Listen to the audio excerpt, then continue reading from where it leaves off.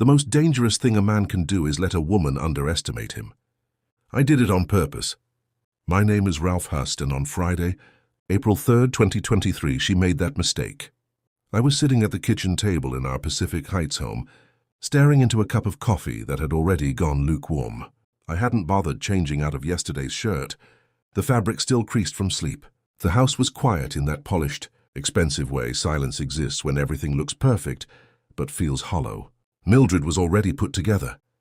That's the only way to describe her. Not dressed, assembled. Every detail deliberate. Blazer sharp. Heels clicking with quiet authority. Lipstick in that exact shade she wore when she expected to control outcomes. She didn't greet me. Didn't slow down. She simply placed a manila envelope beside my mug like it was another task checked off a list. My lawyers drafted something, she said.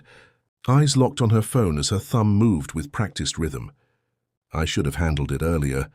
I don't like leaving things uncertain. Her tone was flat, efficient, stripped of anything personal. I looked at the envelope. Her firm's legal letterhead was stamped across it, crisp and confident, like it had already won whatever argument it contained.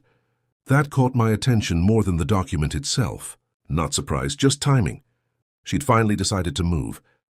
"What is this?" I asked, even though a quieter part of me had already reached the answer. "A prenuptial agreement," she said, the words landing casually, like she was mentioning a package delivery.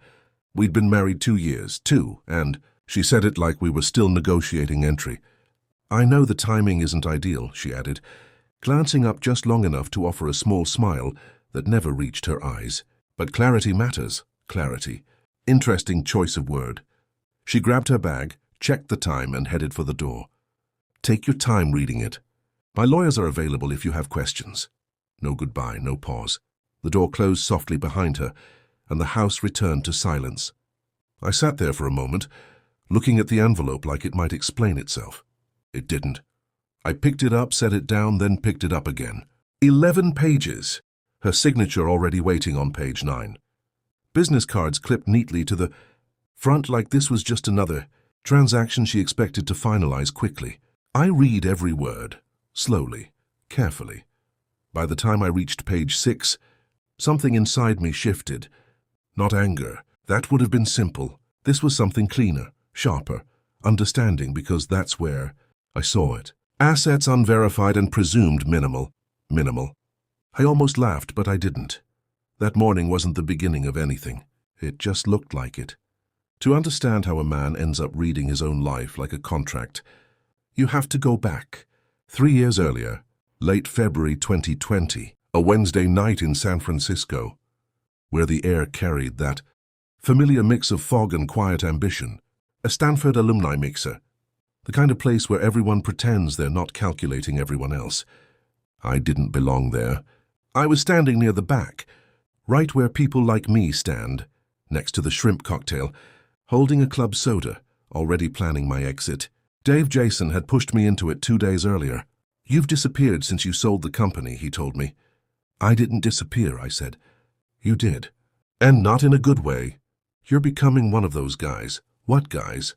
"The ones who sit alone and overthink everything." "I don't overthink." "That's worse," he said. "Means you're hiding it."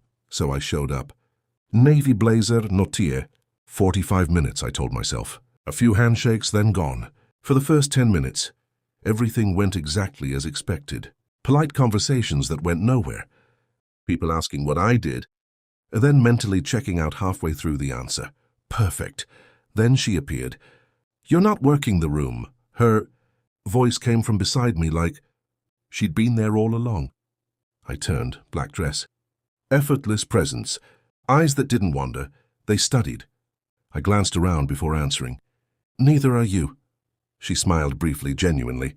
Not the practiced version you hear in rooms like that. "Fair," she said, extending her hand. "Mildred Voss.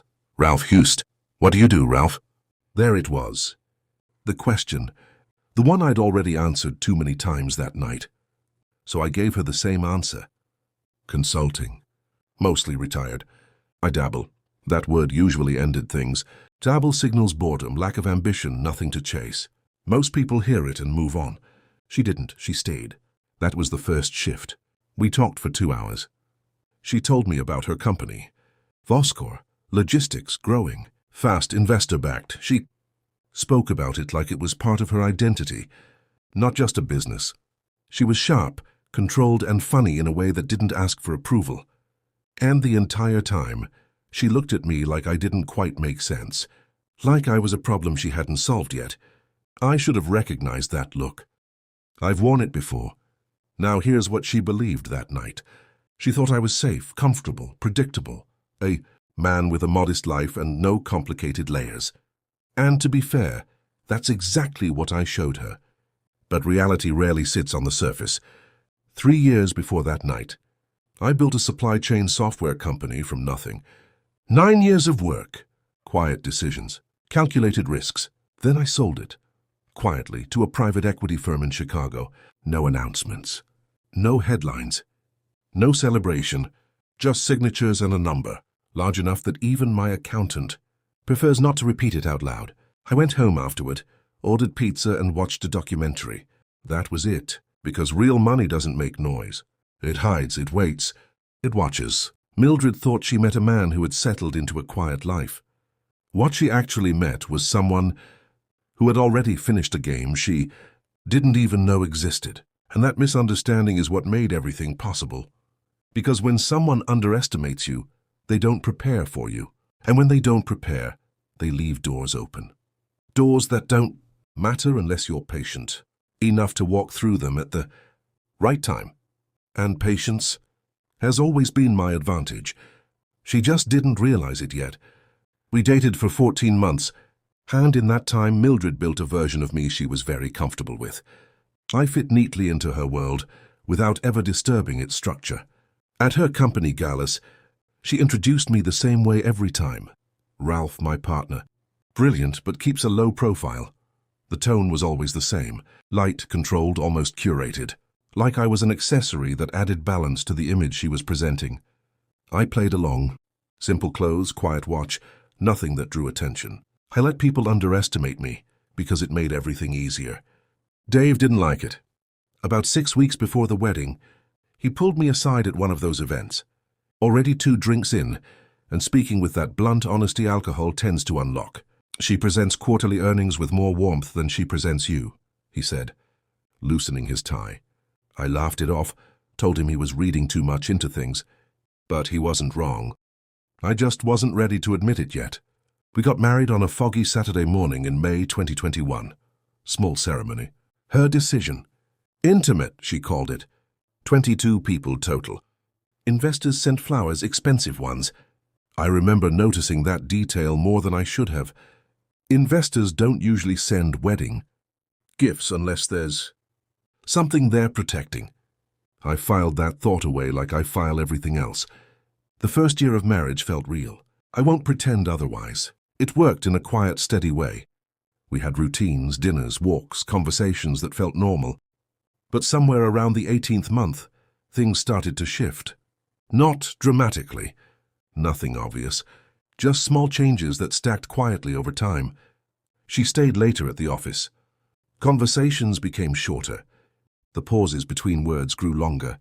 Then came Sunday, November 9th, 2022. She was at work again. I was at home, sitting at the kitchen table going through documents. We kept a shared digital drive. Taxes, insurance, property records. Standard stuff. I wasn't digging for anything. I was looking for a homeowner's insurance renewal and took a wrong turn into a folder labeled Archive. That's where I found it. The file name was clean, simple. Exit. Strategy R. I remember thinking the font was unusually neat for something that was about to change everything. I opened it. Read it once. Then again. 12 pages, structured, clinical. Our marriage reduced to something that looked like a business model. My profile, or at least her version of it, was outlined clearly. Limited assets, predictable income, low risk. A timeline followed. Year 2, consolidate accounts. Year 3, increase public asset exposure. Year 5, initiate separation. And then there was page 7, a name I recognized immediately. Brett Calloway, partner at Vosco, smooth presence, confident handshake. He'd sat across from me at 3 different dinners and called me buddy every time. I closed the laptop and sat still for a while, not reacting, not processing out loud, just still. Then I went into the kitchen and started making pasta from scratch. Some situations demand focus, simple, controlled movements. Dough, water, repetition. I opened a bottle of wine, set 2 plates at the table, and waited. While I stood there, something settled into place in my mind. The realization wasn't loud. It didn't come with anger or shock. It was quieter than that.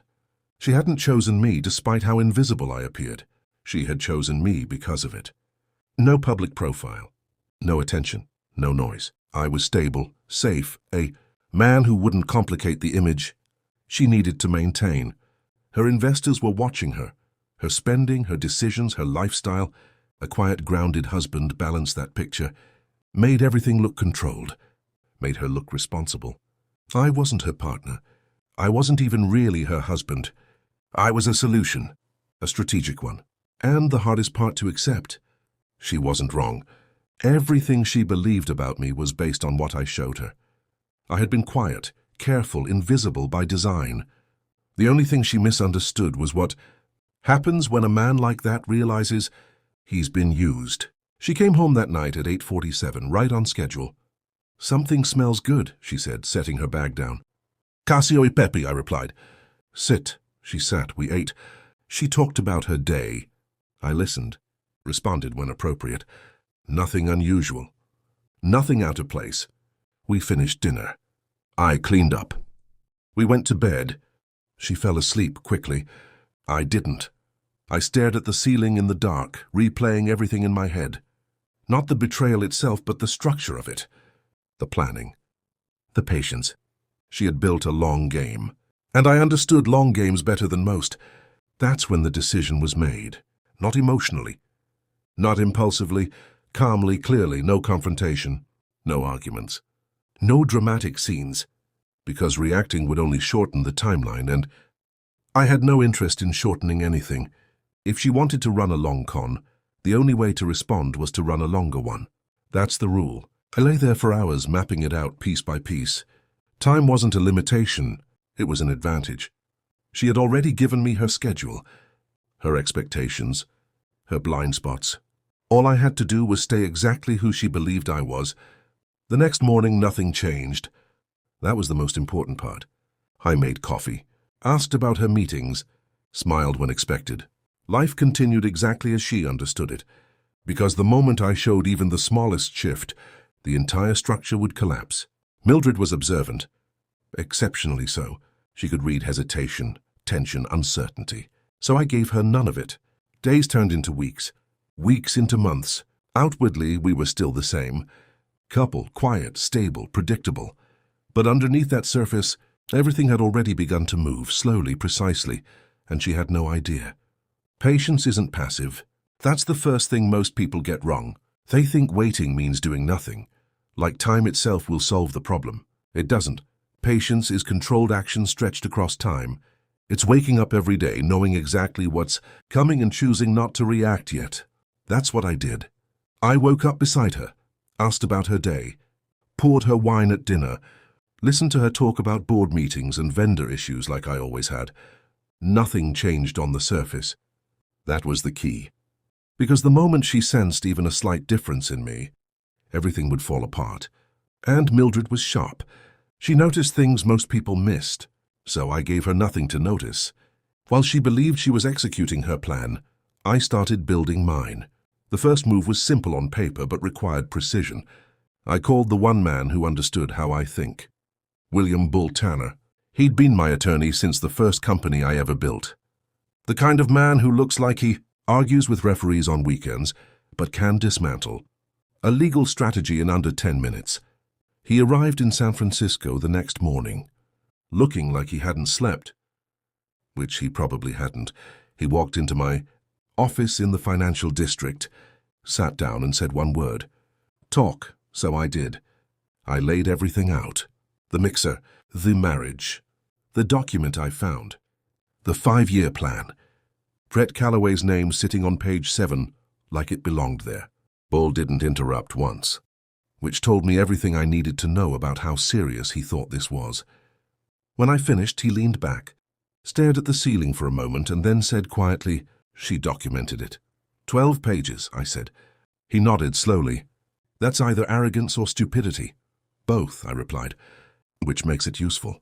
He looked at me carefully then. "What do you want to do?" I slid a single sheet of paper across the desk. He read it, and for the first time in years, I saw something shift in his expression. Not shock, interest. "You've been sitting on this?" he asked. 5 months, I said. "Then we're not reacting," he said. "We're building." "Exactly. We started that Monday. The first step was creating distance, layers, structures. That wouldn't lead back to me unless someone knew exactly where to look. Bull set up a new holding entity out of Delaware. Clean name, forgettable. Harland Ridge. LLC, names like that don't raise questions. They blend in. That was the point. The first move through Harland Ridge was the most important one. Voskhor, her company, the center of everything she was building. I didn't go after control. That would have been obvious. I went for presence. Quiet strategic presence. A 12% stake, acquired indirectly through layered entities designed to look unrelated. The kind of structure that only becomes visible if someone is actively searching for it. She wasn't. Bull spread the transactions out carefully. No sudden movements, no flags. Just a slow accumulation that on paper looked like nothing more than routine investment activity. 8 weeks after she handed me that prenup, I owned a piece of the company she was trying to protect from me. She came home one evening, set her bag down, and told me I was her favorite person. I smiled and told her she had a way of surprising me. That part was true. By summer, the next phase began. She talked about her vendors constantly. Complaints about delays, margins tightening, carriers missing targets. It all sounded like background noise to anyone else. To me, it was information. 2 of her largest freight suppliers were struggling, quietly looking for capital. One based in Phoenix, the other in New Jersey. I moved in carefully, not aggressively, just enough to secure influence without drawing attention. Minority stakes, silent positions, the kind that don't show up in headlines but matter in negotiations. When renewal discussions came around, the companies sitting across from Voskhor were no longer independent variables. They were connected, indirectly, quietly, through me. She was negotiating with entities that answered to someone she shared a home with. She didn't know that. She couldn't have known that. And I won't pretend there wasn't a moment where that realization felt satisfying. Not because of control, but because of balance. The equation was starting to correct itself. By fall, Bull called me early one morning. No small talk. "Brett Calloway," he said. I set my coffee down. "What about him?" "He's running a private fund on the side. Quiet operation. Looking for anchor investors." I paused. "How much?" $2 million to lead. Less? If the partner is right. I thought about that for a moment. Then I said, "Let's become the right partner." Bull understood immediately. "We'll need layers," he said. "3 minimum. Make it 4, I replied. "He can't know it's me." There was a short silence. Then Bull laughed. 4 it is. By early winter it was done. I was a silent limited partner in Brett Calloway's fund. The same man who had shaken my hand multiple times. The same man whose name was written into a plan that ended my marriage. He was now unknowingly connected to me financially. It wasn't revenge yet. Not fully. It was positioning. By the start of the next year, everything was aligned. Harland Ridge held its stake. The suppliers were secured. The fund was anchored. Every piece sat exactly where it needed to be. And the most important part, nothing looked unusual. From the outside, everything in her world was improving. Growth, stability, strong quarters. Investors satisfied. She believed her plan was working perfectly. That's the thing about control. It feels strongest right before it breaks. And she was standing right in the center of it, convinced she had already won. She had no idea she was building on top of something she didn't own anymore. And I let her believe it. Every dinner, every conversation, every quiet Sunday morning walk. I was there, present, consistent, exactly who she thought I was. Because the longer she believed in that version of me, the more complete the outcome would be. And I wasn't interested in partial results. I wanted finality, the kind that doesn't need explaining, the kind that speaks for itself the moment it's revealed. And that moment was getting closer. By the time April came around again, everything was in place. Exactly 1 year after she slid that envelope across the kitchen table, the structure underneath her entire plan no longer belonged to her. Bull called me at 9 in the morning. His tone was calm, but there was something underneath it. Precision, readiness. "We're set," he said. "You want me to draft a response?" I stood by the window, looking out at the bay, the fog lifting slowly like it always does, revealing things piece by piece. "Not a response," I said. "A reveal." He didn't ask what I meant. He already knew. "How detailed?" he asked. "Enough that her lawyers stop halfway through and start over," I replied. There was a brief pause on the line. "Give me 2 weeks." He delivered it in 12 days. 47 pages. He placed it on my desk without a word, the weight of it more symbolic than physical. I read every page slowly, not because I needed to, but because I wanted to see it all laid out. Every move, every layer, every quiet decision that had been building since the night I found that file. 11 tech investments, 3 of them valued high enough to change the tone of any conversation. Real estate spread across multiple countries, structured in ways that didn't connect unless you knew exactly how to trace them. Harland Ridge's position in Voskhor, fully documented. The supplier holdings, the fund, all of it leading back to me. Her document had been 11 pages. Mine was 47. She had come prepared for a conversation. I had prepared an outcome. "Send it," I said. The response didn't come from her. It came from her attorney, Gary Ostro, a man with a reputation for control. Bull told me the call lasted 6 minutes. That was enough. "Your client's position is significantly different than previously understood," Ostro said carefully. "Yes," Bull replied. "It is." There was silence on the other end, the kind that stretches when someone is recalculating everything they thought they knew. "We'll need to revisit the agreement," Ostro said. Bull glanced at me. I shook my head. "The agreement stands," Bull said. "Exactly as drafted." Another pause. "Longer this time." "I see," Ostro said quietly. When the call ended, Bull looked at me. "How do you feel?" he asked. I thought about it for a moment. Not the situation, not the outcome, just the feeling. "Hungry," I said. A few days later, the shift happened. Not loudly, not dramatically, just a subtle change in direction that couldn't be reversed. Mildred came home early that afternoon. That alone told me everything. She never came home early. Work wasn't something she left behind. It was something she lived inside. But there she was, sitting at the kitchen table when I walked in. No laptop, no phone, just stillness. I set my keys down, keeping my expression neutral. "You're home early," I said. She looked at me differently. Not the usual quick glance. This was focused, intentional, like she was trying to see something she'd missed before. "Gary called me," she said. "Your attorney?" "Yes." I walked to the refrigerator, took out a bottle of water, giving myself a moment. "Everything okay?" I asked. She didn't answer immediately. Instead, she watched me, studied me. "Harland Ridge," she said finally. I turned, leaning back against the counter. "What about it?" "You know what about it?" The room went quiet. Outside, the city moved like nothing had changed. Traffic, distant voices, the low sound of life continuing. Inside, everything had already shifted. "How long?" she asked. Her voice was steady, controlled. That part of her hadn't broken. "Since November," I said. Her eyes closed for just a second. Not long enough for anyone else to notice. Long enough for me. "The file," she said quietly. "The file," I confirmed. Silence settled again, heavier this time. "You never said anything," she said. "Neither did you," I replied. She stood, walked to the window, her back to me. I didn't move. Didn't follow. I'd waited too long to rush now. "How much?"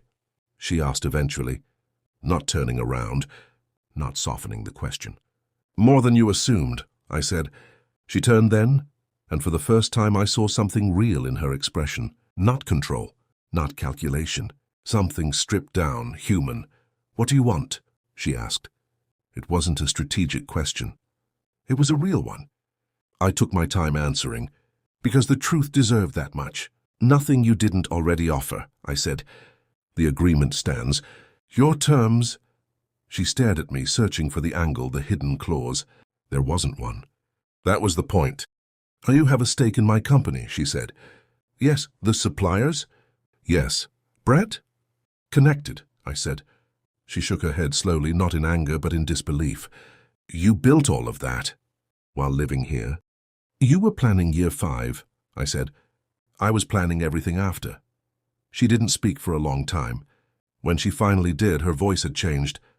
Still controlled, but different. I underestimated you. I met her gaze without hesitation. Yes, I said. You did. She nodded once, picked up her bag, and walked out. No argument, no scene. Just the quiet end of something that had never really been what it claimed to be. I stood there for a while after she left, looking at the same street she had been staring at minutes earlier. It didn't feel like winning. It felt like closure, clean, final, and long overdue. The formal process started the following week. No drama, no public fallout, just 2 legal teams sitting across from each other in a glass-walled conference room in the financial district, reducing a marriage to definitions and boundaries. Bull handled everything on my side. Calm, precise, exactly the way he'd always been. Gary Ostro represented her, experienced, controlled, but this time he was working with incomplete assumptions, and he knew it. The prenuptial agreement Mildred had drafted did exactly what she intended. It protected everything she had declared. Her properties, her accounts, her visible stake in Voskor. Every line was tight, well-constructed, built to defend her position against the man she believed she married. The problem was simple. That man didn't exist. None of my actual holdings were listed. Not Harland Ridge, not the supplier positions, not the fund. Legally, they weren't part of the agreement. And because she had written it herself, there was no argument to challenge that structure without unraveling her own credibility. Bull explained it to me later in the simplest way possible. She protected herself perfectly, he said. Just not from you. The negotiations didn't last long. There was nothing to negotiate. The terms held exactly as written. The difference was in what those terms didn't include. Papers were signed on a quiet Tuesday morning in late May. No audience. No speeches. Just signatures and a final exchange of documents. I moved out that same week. Took what belonged to me and left everything else. Untouched, clean, efficient, exactly. How she would have preferred it under different circumstances. I rented an apartment in the Marina District. 15th floor, floor-to-ceiling windows overlooking the bay. The bridge stretched across the horizon like it always had, steady and indifferent. That first night I stood there with a glass of wine and let the silence settle. It wasn't relief. It wasn't victory. It was something quieter, stillness, the kind that only comes after. Something long and constant finally ends. That summer the ripple effects began. Harland Ridge's position in Voskor became visible during the dissolution filings. Investors noticed. They always do. Questions started forming. Not aggressive at first, just cautious. The kind that suggests uncertainty without directly stating it. The same institutional investors who had once sent wedding flowers requested a formal meeting. That detail finally made sense. They hadn't been celebrating a marriage. They had been protecting an asset. And now that asset looked different. Mildred faced questions she couldn't answer cleanly, not without exposing gaps she hadn't accounted for. The board grew uneasy. Confidence doesn't collapse all at once. It erodes, slowly, quietly, until it's gone. Brett Calloway resigned a few weeks later. Officially, it was for personal reasons. Unofficially, it was because his private fund, anchored through layers he couldn't trace, had become a liability he couldn't explain. I didn't make a single call to push that outcome. I didn't need to. The structure handled it on its own. By late summer, the board reached out. Not confrontational, careful, respectful. They wanted stability, direction, someone who understood the system from the inside. Bull forwarded the message to me without comment. I read it twice.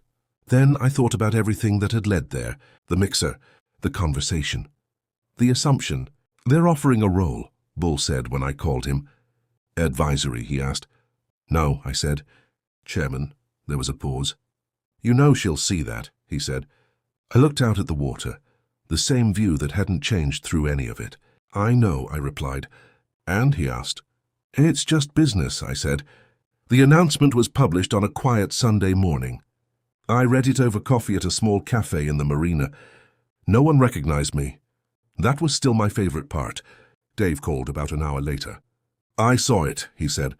"You told me," I replied. "I told you she was intentional," he said. "I told you intention goes both ways." There was a short silence. "So what now?" he asked. I looked down at my coffee, then back out at the city. Everything moving like it always does, unaffected, unbothered. "Now?" I said. "Now I finish this." He laughed quietly. "That's it?" "That's it," I said. Because the truth is, there wasn't anything left to prove. I had built what needed to be built, protected what needed to be protected. The rest wasn't about revenge anymore. It was about moving forward without carrying something that had already ended. Later that evening, back at the apartment, I stood by the window again. Same view, same silence, but this time it felt different, lighter, not because something had been taken, because something had been resolved. I thought about that night in December. The kitchen, the glass of whiskey I never drank, the realization that what I thought I had wasn't real, and how for a while part of me still wanted it to be. That was the only part that had ever been difficult. Not the strategy, not the execution. Just letting go of something that never truly existed. People think revenge is loud, emotional, immediate. It's not. Real revenge is quiet. It's patient. It builds slowly, carefully, until there's nothing left to argue about. And when it finally arrives, it doesn't need to announce itself. It just is. I set the glass down, looked out at the city one more time, and for the first time in a long while, there was nothing left to calculate, nothing left to plan. Just space, and that was enough.